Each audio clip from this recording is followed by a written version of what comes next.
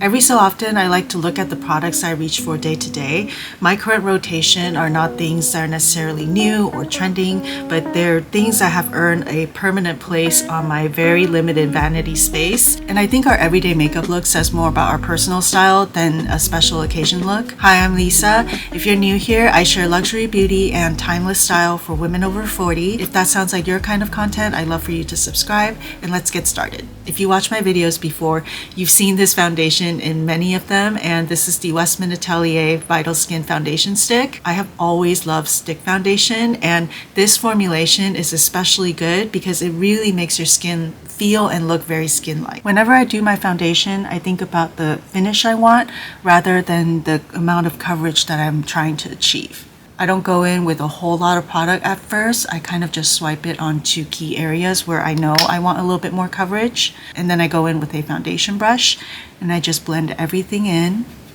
I already have my skincare and sunscreen on also. Just want to blend that out.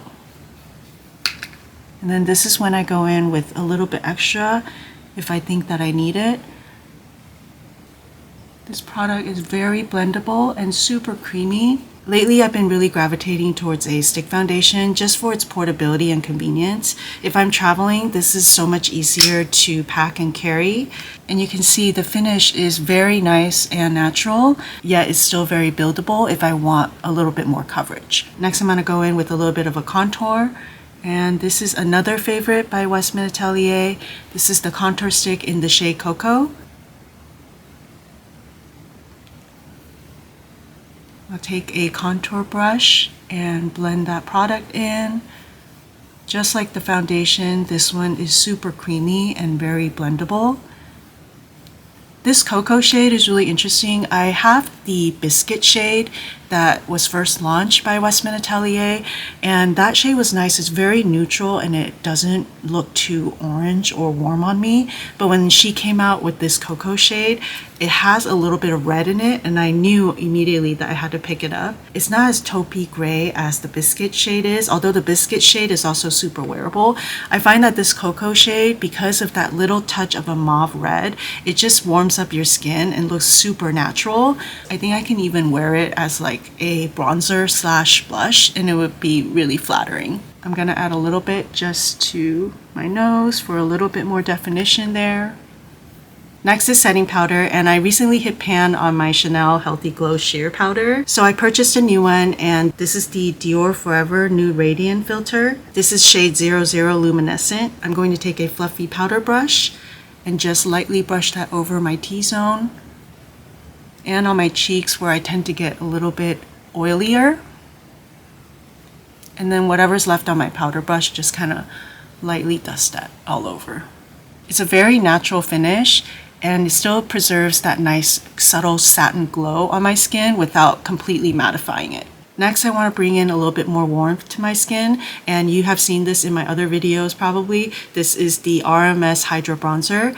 This shade is Tan Lines, and I've used Beach Walk Betty also before. Tan Lines is a little bit bronzier, so I think for warmer months, this looks really nice. I'm going in with my brush, and I'm just sweeping it over the top of my cheeks, bridge of my nose, anywhere where the sun would hit. That means a little bit on my forehead here. I love this powder because it has like a semi-translucent kind of quality to it. It has a baked gel kind of consistency. So when you apply it to your skin, it kind of just melts into everything else and looks really natural. You can see how it just gives my skin almost like a candle lit effect without that very detectable bronzer look. Now I'm going to follow with blush, and another favorite of mine is also from RMS, and this one is the Hydra Powder Blush. It has the same kind of consistency as the bronzer, so they pair really well together. The textures, again, just melts into skin. You can see how natural that looks. Just a sheer wash of color upon first application, and then you can go in with a little bit more if you wish.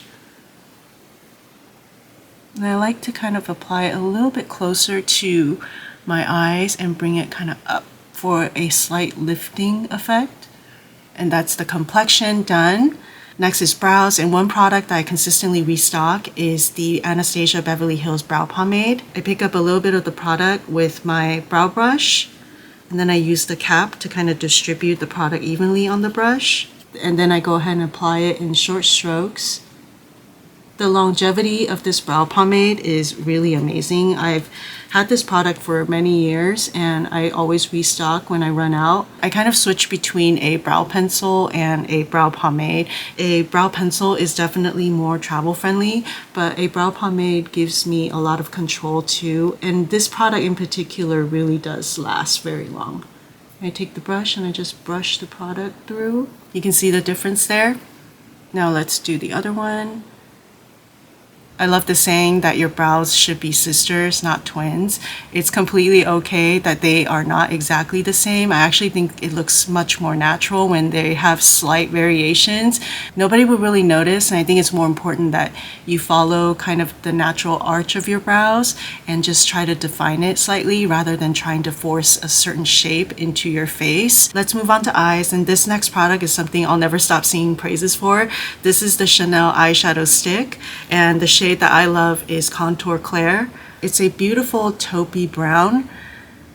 It's one of those one and done kind of products, and oftentimes I'll just wear this on its own. First I line my eyes, and then I take my finger or an eyeshadow brush and I just lightly blend it out just to get rid of that harsh line there. And this is one way I wear this product for every day, but today I'm actually going to apply eyeshadow on top, and this is the Lisa Eldridge eyeshadow palette in Fawn. This shadow palette in Fawn has been sold out for a very long time, and when it finally restocked, I decided to purchase it and not wait any longer, and I'm really happy to have it. I can create so many different looks with just these 6 shades, but for an everyday look, I'm just gonna go in with this shade right here, and this one is called Upper West Side. This is probably my favorite shade in the entire palette. Actually, let me show you what that looks like. A very pretty soft wash of color there. And I'm going to apply this all over my eyeliner that I put down earlier.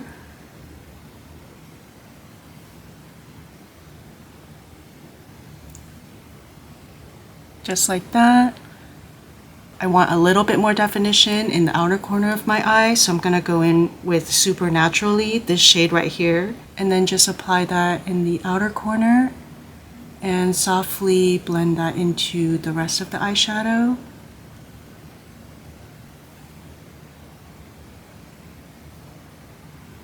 Now I have a flat eye shape, so I don't recommend that if your eye shape is like mine that you take the darkest shadow and you go all the way up to try to fake a crease. I think it looks kind of unnatural. I know for sure on me it doesn't look very good, so I just like to just softly smoke out the corner, and I think that's usually enough to bring in a little bit more depth to my eye without something that looks very artificial. If I want more depth there, I just smoke it in the outer corner all the way up, and that's it. I won't try to create like a crease anywhere here or here near my brow bone. I would just leave that. And it's always important to blend, so I'm going to go in with a fluffy eyeshadow blender brush and just blend that out. Now to add a pop of shimmer in the middle of my eyelid, this is also one of my favorite shades, Debutante here. It's like a champagne color with a pink kind of glittery shift to it. I just dab that in the middle right here of my eyelid. Just like that. And I might bring in a little bit of Debutante mixed with Upper West Side and just kind of add a little bit of it in my lower lash line. Just for a little subtle wash of color. Like that. And if you're curious about this palette, I'll swatch all the colors here. This one is the darkest one. This one is Burnt Clove. And then you have Supernaturally. Burnt Clove, Supernaturally. Debutante is probably harder to show on camera. Golden champagne color with pink shift to it. And this is the brightest shade here. This one is White Tie. And this last one here is Durian.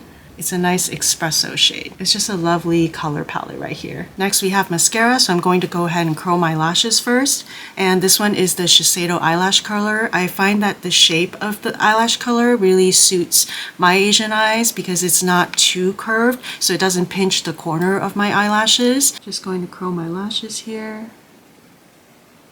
Now mascara, this is the only mascara I've been using so far, but I am going to replace this soon. I like to replace my mascara every few months just for hygienic reasons.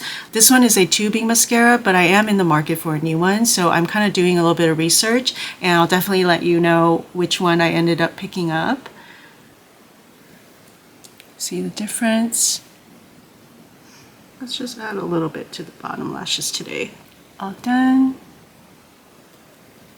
I might go in with a highlighter, and this one is the Hourglass highlighter stick. The shade name is Gold Flash. Just want to show you what that looks like.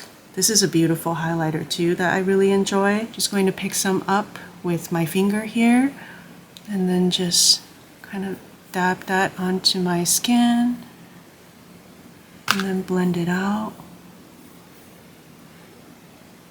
A little bit on my nose. And then the brow bone.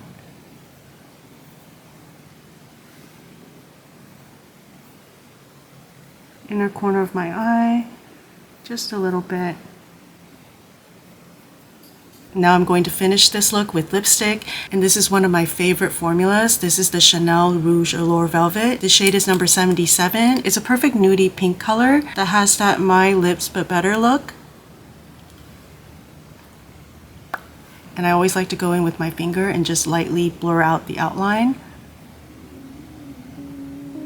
It just gives it a softer look that I think is really nice.